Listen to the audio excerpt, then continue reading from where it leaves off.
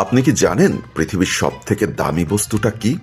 5.5 billion টাকার ঘড়ি কিংবা 7.5 বিলিয়ন টাকার ফেরারি গাড়ি না, এগুলো শীর্ষ 10-এর কাছেও নেই। আপনার বিশ্বাস করতে কষ্ট হবে, এমন এক পদার্থ আছে যার দাম এতটাই বেশি যে ইলন মাস্ক চাইলেও সারা জীবনের অর্থ দিয়েও সেটা কিনতে পারবে না। শুধু ইলন মাস্ক নন, যুক্তরাষ্ট্র, কানাডার মতো দেশগুলোর জিডিপি মিলিয়েও সেই জিনিসটা কেনার মতো অর্থ হবে না।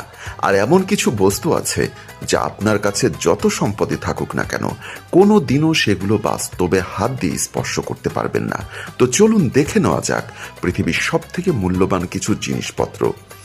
মার্সিডিজ বেঞ্জ 300 SLR 1955 সালের এক পুরনো গাড়ি।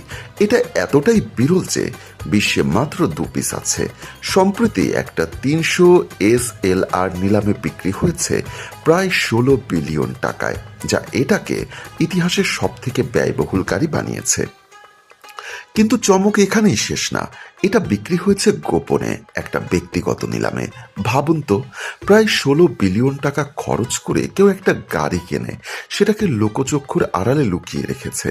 হ্যাঁ, এটা এতটাই বিরল আর ঐতিহাসিক গাড়ি যে নতুন মালিক গাড়িটাকে রাস্তায় না নামিয়ে সযত্নে তালাবদ্ধ করে রেখেছে, যেন এই অমূল্য সম্পদ কেবল তার চোখের সামনেই থাকে।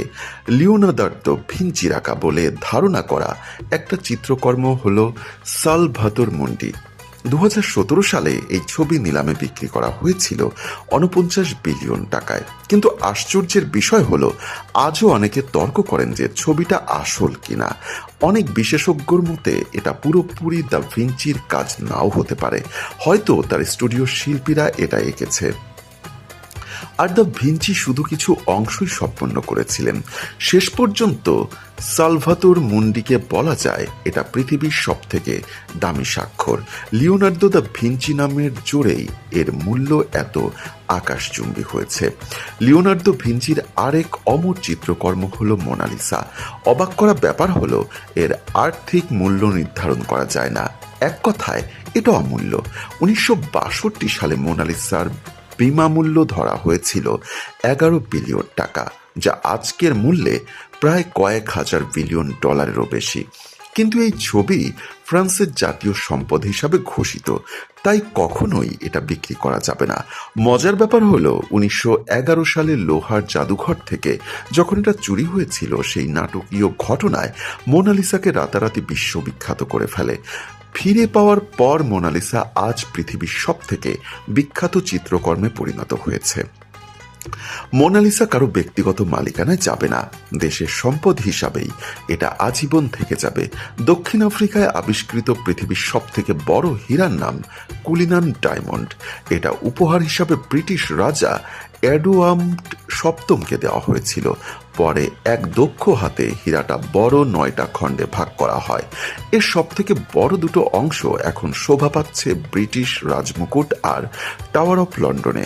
মূল্য অনুমান করতে গেলে বলা যায় এই ক্রাউন জুয়েলার্সের দাম 44 বিলিয়ন থেকে 220 বিলিয়ন পর্যন্ত হতে পারে।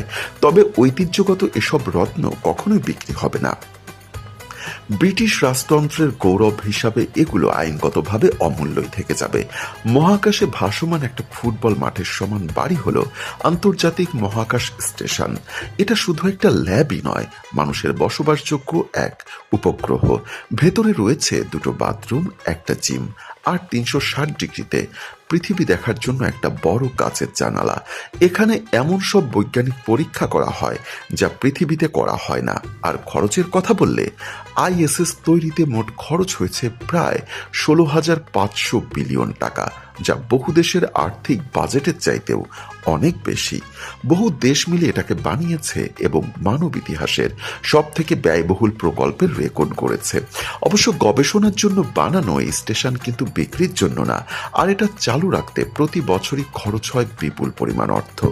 কল্পনা করুন, 55 বিলিয়ন টাকায় এক বিশাল প্রাইভেট এয়ারবাস 380 আকাশে ওরা এক 5 তারা প্রাসাদ স্কাই প্যালেস নামের এই ডিজাইনটাতে করা হয়েছিল অবিশ্বাস্য সব বিলাসিতা, মার্বেল পাথরের বাথরুম, রাজকীয় বেডরুম, বিশাল লাউঞ্জ, এমনকি মালিকের রোলস রয়েল রাখার আলাদা গ্যারেজ পর্যন্ত। আরও ছিল ব্যক্তিগত জিম, সিনেমা হল আর বেসিন সহ প্রতিটা জায়গা একেবারে সোনায় মোড়ানো। তবে সৌদি রাজপুত্রের এই উড়ন্ত প্রাসাদ পরিকল্পনা এখন পর্যন্ত কাগজেই আছে। পরিকল্পনা পেরিয়ে এই প্লেনটা এখনো উঠতে পারেনি। শেষে এসেছে সেই জিনিসের পালা যার কথা শুরুতেই বলেছিলাম, অ্যান্টিম্যাটার। এটা এমন এক বিরল আর বিপুল ক্ষমতা সম্পন্ন পদার্থ যে 1 গ্রাম তৈরি করতে প্রায় 6,820 ট্রিলিয়ন টাকা খরচ হয়। এই 1 ফোঁটা পদার্থের জন্য পৃথিবীর সব থেকে বড় অর্থনীতির রাষ্ট্রগুলো বার্ষিক বাজেটও যথেষ্ট না। 1 গ্রাম অ্যান্টিমিটারের শক্তি দিয়ে একটা বড় শহরকে চালানো যায়, অথচ এতটুকু শক্তি তৈরি করতেই চীন, আমেরিকার মতো দেশের প্রায় পুরো বছরের জিডিপি খরচ হয়ে যাবে। তাই নিঃসন্দেহে এটি ম্যাটারি বিশ্বের সব থেকে ব্যয়বহুল বস্তু। এর এক চিমটা নষ্ট হয়ে যাওয়া মানেই শত শত বিলিয়ন ডলার উড়ে যাওয়া। আর এটাই এখন পর্যন্ত মহাবিশ্বের সব থেকে